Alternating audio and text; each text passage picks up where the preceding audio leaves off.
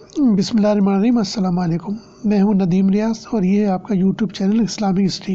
اسلامی واقعات سے متعلق جاننے کے لیے دیکھتے رہیے ہمارا یوٹیوب چینل اسلامک ہسٹری۔ اسلامی واقعات کے سلسلے میں ہمارے ویڈیوز کا سلسلہ جاری ہے۔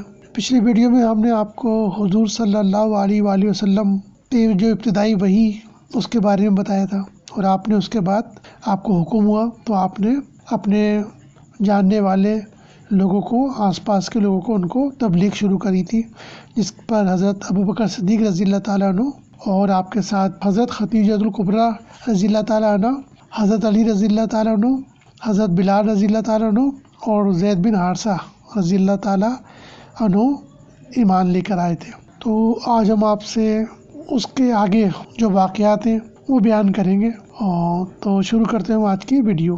تبلیغ علی الاعلان۔ خفیہ دعوت کو جب 3 سال ہو چکے تو اعلان کا حکم اس طرح آیا، پس اس کا صاف اعلان کر دے جس کا تجھے حکم دیا جاتا ہے، اور مشرکوں سے منہ پھیر لے۔ سورۃ الحجر آیت 94۔ اور اس کے علاوہ سورہ شورى کی آیت 214 میں اللہ تعالیٰ کا ارشاد ہے، اور اے محبوب اپنے قریبی رشتہ داروں کو ڈراؤ۔ اس پر حضرت صلی اللہ علیہ وآلہ وسلم نے کوئی صفہ پر چڑھ کر پکارا، یا بنی فیر یا بنی عدی، یہاں تک کہ وہ جمع ہو گئے۔ جو خود نہ آ سکتے تھے وہ اپنی طرف سے کسی اور کو بھیجتا تاکہ دیکھے کہ یہ پکار کیسی ہے۔ بس ابو لہب اور قریش آ گئے۔ آپ نے فرمایا، بتاؤ اگر میں تم سے یہ کہوں کہ وادی مکہ سے ایک سواروں کا لشکر تم پر تاخت و تاراج کرنا چاہتا ہے تو کیا تمہیں یقین آ جائے گا؟ وہ بولے، ہاں، کیونکہ ہم نے تم کو سچی بولتے دیکھا ہے۔ آپ نے فرمایا، تو میں تم سے کہتا ہوں کہ اگر تم مجھ پر ایمان نہ لاؤ گے تو تم پر سخت عذاب نازل ہوگا۔ اس پر ابو لہب بولا، تجھ پر آئندہ ہمیشہ ہلاک اور زیاں ہو، نعوذ باللہ، کیا اس کے لیے تو نے ہم کو جمع کیا تھا؟ تب یہ آیتیں نازل ہوئیں، ابو لہب کے دونوں ہاتھ تباہ ہو جائیں، اور وہ تباہ ہو ہی گیا، اس کا مال، اس کی کمائی اس کے کچھ کام نہ آئی، اب وہ شعلوں والی آگ میں داخل ہوگا۔ جب حضرت صلی اللہ علیہ وسلم نے اعلانیہ مذمت شروع کی تو سرداران قریش، عتبہ اور شیبہ، بصران ربیعہ بن ابشمس، ابو سفیان، ابو جہل، ولید بن مغیرہ، عاص بن وائل سہمی اور اسود بن مطلب وغیرہ ابو طالب کے پاس آئے اور کہنے لگے کہ تیرا بھتیجا ہمارے معبودوں کو برا کہتا ہے اور ہمارے آباء و اجداد کو گمراہ بتاتا ہے اور ہمیں احمق ٹھہراتا ہے۔ تم اس کو منع کر دو یا بیچ میں سے ہٹ جاؤ، ہم اسے سمجھ لیں گے۔ ابو طالب نے انہیں نرمی سے سمجھا کر رخصت کر دیا۔ آپ نے تبلیغ کو جاری رکھا، مگر قریش بجائے روبرو ہونے کے آپ سے حقد و عداوت زیادہ کرنے لگے اور ایک دوسرے کو آپ سے لڑنے پر ابھارنے لگے۔ وہ دوبارہ ابو طالب کے پاس آئے اور کہنے لگے، ابو طالب، بے شک ہم میں تیری قدر و منزلت ہے، ہم نے تم سے کہا تھا کہ اپنے بھتیجے کو منع کر دو، مگر تم نے ایسا نہیں کیا۔ خدا کی قسم، ہم اپنے معبودوں اور آباء و اجداد کی توہین گوارا نہیں کر سکتے۔ تم اس کو روک دو، ورنہ وہ اور تم میدان میں آؤ کہ ہم دونوں میں سے ایک کا فیصلہ ہو جائے۔ وہ یہ کہہ کر چلے گئے۔ ابو طالب نے حضور صلی اللہ علیہ وسلم کو بلا کر کہا، اے میرے بھتیجے، تیری قوم نے میرے پاس آ کر ایسا ایسا کہا ہے، تو اپنے آپ پر اور مجھ پر رحم کر۔ یہ سن کر حضور صلی اللہ علیہ وسلم نے یہ خیال کر کے کہ اب میرے چچا نے مجھے چھوڑ دیا ہے اور میری مدد سے عاجز آ گئے ہیں، یوں فرمایا، اے میرے چچا، اللہ کی قسم، اگر وہ سورج کو میرے دائیں ہاتھ پر اور چاند کو میرے بائیں ہاتھ پر رکھ دے تاکہ میں اس کام کو چھوڑ دوں، تب بھی میں اس کو نہ چھوڑوں گا یہاں تک کہ اللہ اسے غالب کر دے یا میں خود اس میں ہلاک ہو جاؤں۔ پھر آپ دیدہ ہوئے اور رو پڑے۔ آپ واپس ہوئے تو ابو طالب نے بلا کر کہا، اے میرے بھتیجے، جو کچھ آپ چاہیں کہیں، میں کبھی آپ کا ساتھ نہ چھوڑوں گا۔ جب قریش نے دیکھا کہ ابو طالب اس طرح نہیں مانتا تو عمارہ بن ولید بن مغیرہ کو ساتھ لے کر اس کے پاس آئے، کہنے لگے، اے ابو طالب، یہ عمارہ قریش میں نہایت ہی قوی اور خوبصورت نوجوان ہے، ہم یہ تجھے دیتے ہیں، تو اس کو اپنا بیٹا بنا لے اور اس کے عوض میں اپنے بھتیجے کو ہمارے حوالے کر دے۔ ابو طالب نے کہا کہ اللہ کی قسم، تم مجھے بڑی تکلیف دیتے ہو، کیا تم مجھے اپنا بیٹا دیتے ہو کہ میں اسے تمہارے واسطے پالوں، اور اپنا بیٹا تمہیں دوں کہ اسے قتل کر ڈالو؟ اللہ کی قسم، ایسا ہرگز نہ ہوگا۔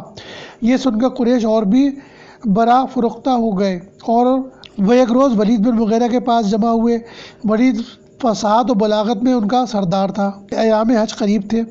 ولید اور قریش میں یوں گفتگو ہوئی۔ ولید: ایک گروہ قریش، حج کا موسم آ گیا ہے، عرب کے قبائل تمہارے پاس آئیں گے جنہوں نے تمہارے صاحب کا حال سن لیا ہے، اس کے بارے میں ایک رائے پر اتفاق کر لو، ایسا نہ ہو کہ تم ایک دوسرے کی تکذیب کرو۔ قریش: آپ ہی ایک رائے قائم کر دیں، ہم اسے تسلیم کر لیں گے۔ ولید: نہیں، تم ہی کہو، میں سنتا ہوں۔ قریش: ہم کہیں گے کہ وہ کاہن ہے۔ ولید: اللہ کی قسم وہ کاہن نہیں، ہم نے کاہن دیکھے ہیں، اس کا کلام نہ کاہن کا زمزمہ ہے نہ سجی۔ قریش: ہم کہیں گے کہ وہ دیوانہ ہے۔ ولید: وہ دیوانہ نہیں، ہم نے دیوانگی دیکھی ہے، وہ دیوانے کا غیظ و غضب نہیں، نہ دیوانے کا خلجان و وسوسہ ہے۔ قریش: ہم کہیں گے وہ شاعر ہے۔ ولید: وہ شاعر نہیں، ہمیں تمام اقسام معلوم ہے، اس کا کلام شعر نہیں۔ قریش: ہم کہیں گے وہ جادوگر ہے۔ ولید: وہ جادوگر نہیں، ہم نے جادوگر اور ان کے جادو دیکھے ہیں، یہ جادوگروں کا پھونک مارنا نہیں اور نہ ان کا رسیوں یا بالوں کو گرا دینا ہے۔ قریش: ابو اب شمس، پھر تم بتاؤ ہم کیا کہیں؟ ولید: اللہ کی قسم اس کے کلام میں بڑی حلاوت ہے، اس کے بارے میں صحت سے قریب تر قول یہ ہے، تم کہو وہ جادوگر ہے، ایسا کلام لایا ہے جو جادو ہے۔ اس کلام میں وہ باپ بیٹے میں، بھائی بھائی میں، میاں بیوی میں اور خویش و قریب میں جدائی ڈال دیتا ہے۔ ولید کا کلام سن کر وہ مجلس سے چلے گئے۔ جب موسم حج میں لوگ آنے لگے تو وہ ان کے راستوں میں بیٹھتے، جو کوئی ان کے پاس سے گزرتا وہ اس کو حضرت صلی اللہ علیہ وسلم سے ڈرا دیتے اور آپ کا حال بیان کر دیتے۔ اللہ تعالیٰ نے ولید کے بارے میں یہ آیت نازل فرمائی: اسے مجھ پر چھوڑ دو جسے میں نے اکیلا پیدا کیا اور اسے وسیع مال دیا اور سامنے حاضر رہنے والے بیٹے دیے، اور میں نے اس کے لیے نعمتوں کو خوب بچھا دیا، پھر وہ طمع کرتا ہے کہ میں اور زیادہ دوں۔ ہرگز نہیں، یقیناً وہ تو ہماری آیتوں سے دشمنی رکھتا ہے، جلدی اسے آگ کے پہاڑ صعود پر چڑھاؤں گا۔ سورہ مدثر آیت 12۔ ان کے بعد کی اور کئی آیتیں ولیدی کے بارے میں ہیں۔ اس طرح ایک دن جب کہ حضرت صلی اللہ علیہ وسلم مسجد میں اکیلے بیٹھے ہوئے تھے، سردار قوم عتبہ بن ربیع بن اب شمس اور قریش میں یوں گفتگو ہوئی: عتبہ: ایک گروہ قریش، میں محمد صلی اللہ علیہ وسلم کے پاس جاؤں تاکہ اس سے کلام کروں اور چند باتیں اس کے آگے پیش کروں، شاید وہ ان میں سے ایک بات کو پسند کرے، بس ہم وہ کر دیں اور وہ ہم سے باز رہے۔ قریش: ہاں اے ابو ولید، آپ جائیے اور اس سے گفتگو کیجیے۔ عتبہ حضرت سے مخاطب وغیرہ: بھائی کے بیٹے، آپ کو معلوم ہے کہ خویش و قریب میں آپ بزرگ اور برگزیدہ ہیں اور نسب میں عالی مرتبہ ہیں۔ آپ اپنی قوم میں ایک نیا مذہب لائے ہیں جس سے آپ نے ان کی جماعت کو پراگندہ کر دیا ہے۔ آپ نے ان کے داناؤں کو نادان بتایا، ان کے معبودوں ان کے دین کو برا کہا اور ان کے گزشتہ آباء و اجداد کو کافر بتایا۔ سنیے، میں چند باتیں پیش کرتا ہوں، شاید آپ ان میں سے ایک بات پسند فرمائیں۔ آن صلی اللہ علیہ وسلم: ابو الولید بیان کر، میں سنتا ہوں۔ عتبہ: بھائی کے بیٹے، اس نئے مذہب سے آپ کا مقصود اگر مال ہے تو ہم آپ کے لیے اتنا مال جمع کر دیتے ہیں کہ آپ ہم سب سے زیادہ مالدار بن جائیں۔ اگر اس سے ہم پر شرف مقصود ہے تو ہم آپ کو اپنا سردار بنا لیتے ہیں، آپ کے بغیر کوئی کام نہ کریں گے۔ اگر آپ کو ملک مطلوب ہے تو ہم آپ کو اپنا بادشاہ تسلیم کر لیتے ہیں۔ اگر ہم آپ سے اس جن کو نہ روک سکے جو آپ کے پاس آتا ہے تو آپ کا علاج کرائیں گے اور علاج میں اپنا خرچ کریں گے یہاں تک کہ وہ جن بھاگ جائے۔ آن صلی اللہ علیہ وسلم: ابو ولید، کیا تو کہہ چکا جو کہنا تھا؟ عتبہ: ہاں۔ آن صلی اللہ علیہ وسلم: مجھ سے سن۔ عتبہ: سنائیے۔ آن صلی اللہ علیہ وسلم نے سورہ حامیم السجدہ کی آیت تا آیا سجدہ تلاوت فرما کر سجدہ کیا اور عتبہ کھڑا سنتا رہا۔ آن صلی اللہ علیہ وسلم: ابو الولید، تو نے سنا؟ عتبہ: میں نے سن لیا، آپ جانے اور آپ کا کام۔ قریش عتبہ کو آتا دیکھ کر دوسرے سے: اللہ کی قسم ابو الولید وہ چہرہ لے کر نہیں آیا جو لے کر گیا تھا۔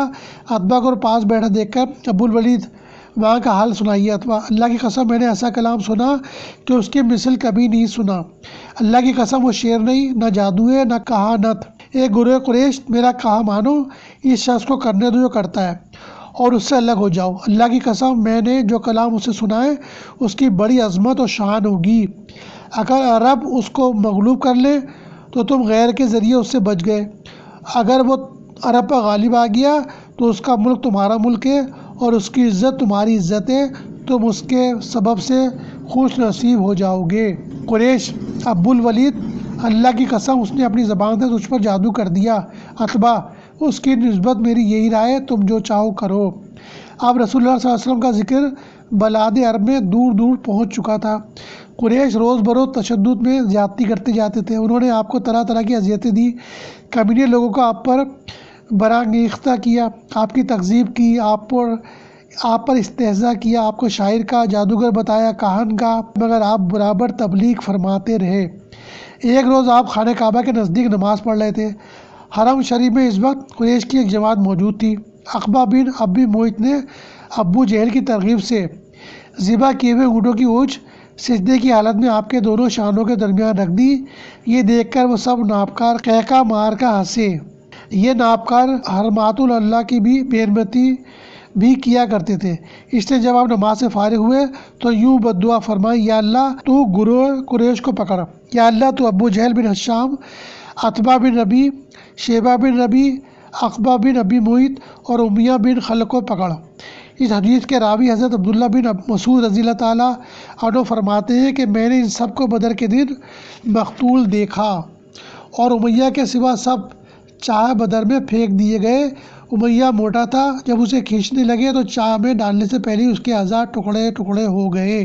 اس طرح قریش ایک دن خانہ کعبہ میں جمع ہوئے۔ ابو جہل ایک بھاری پتھر اٹھا کر سجدے کی حالت میں آقا صلی اللہ علیہ وسلم کے سر مبارک کو کچلنے کے لیے آگے بڑھا۔ جب وہ نزدیک پہنچا تو وہ خوف زدہ اور رنگ بدلا ہوا پیچھے بھاگا اور پتھر ہاتھ سے نہ پھینک سکا۔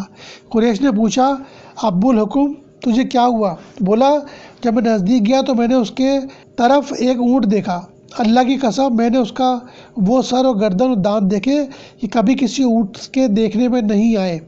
وہ اونٹ مجھے کھانے لگا تھا۔ رسول اللہ صلی اللہ علیہ وسلم نے فرمایا، وہ جبرائیل تھے، اگر ابو جہل اور نزدیک آتا تو اسے پکڑ لیتے۔ ایک دفعہ کا ذکر ہے کہ وہ ناپکار کعبے کے سائے میں بیٹھے ہوئے تھے اور رسول اللہ صلی اللہ علیہ وسلم مقام ابراہیم کے پاس نماز پڑھ رہے تھے۔ عقبہ بن ابی معیط نے آپ کی گردن مبارک میں چادر ڈالی، پھر اسے کھینچا یہاں تک کہ آپ گھٹنوں کے بل گر پڑے۔ لوگوں کو گمان ہوا کہ آپ کا انتقال ہو گیا۔ حضرت ابوبکر صدیق رضی اللہ تعالیٰ عنہ دوڑے آئے اور فرمانے لگے، کیا تم ایک شخص کو اس لیے قتل کرتے ہو کہ وہ کہتا ہے کہ میرا پروردگار اللہ ہے؟ یہ سن کر وہ ہٹ گئے۔ یہ اذیتیں حضرت صلی اللہ علیہ وسلم تک محدود نہ تھیں، بلکہ آپ کے اصحاب بھی طرح طرح کی مصیبتوں میں مبتلا تھے۔ وہ غریب مسلمان جن کا مکہ میں کوئی قبیلہ اور یار و مددگار نہ تھا، خصوصیت سے قریش کا تختہ مشق بنے ہوئے تھے۔ اذیتیں مختلف انواع کی تھیں، مثلا آگ پر لٹا دینا، تپتی ریت پر لٹا کر بھاری پتھر سینے پر رکھ دینا تاکہ کربٹ نہ لے سکے، چابک سے اس قدر مارنا کہ ٹوٹ جائے، چٹائی میں لپیٹ کر ناک میں دھواں دینا، جکڑ کر کوٹری میں بند کر دینا، پاؤں میں رسی باندھ کر تپتی ریت پر گھسیٹنا، گلا اس قدر گھونٹنا کہ دم نکل جانے کا گمان ہو جائے، زود و کوب سے بے ہوش اور مختل الحواس کر دینا، نیزہ مار کر ہلاک کر دینا وغیرہ۔ تو یہ تھی ہماری آج کی ویڈیو۔ انشاءاللہ تعالیٰ اس سے آگے کے واقعات ہم اپنی اگلی ویڈیو میں بتائیں گے۔ دیکھتے رہیے ہمارا یوٹیوب چینل اسلامی ہسٹری۔ ملتے ہیں ایک نئی ویڈیو کے ساتھ۔ السلام علیکم۔